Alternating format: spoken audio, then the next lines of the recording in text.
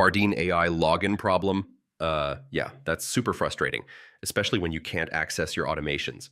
But don't worry, in this video, I'll show you how to fix it step by step. All right, first, double check your email and password. I mean, even a small typo can stop you from logging in properly. Next, if you're unsure about your password, just reset it.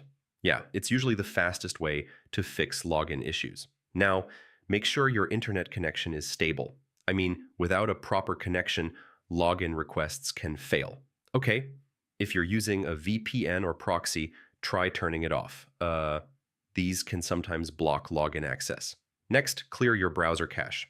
Yeah, corrupted data can cause login problems. Also, try logging in using another browser. I mean, this helps identify if the issue is browser related. Now, update your browser and the Bardeen extension.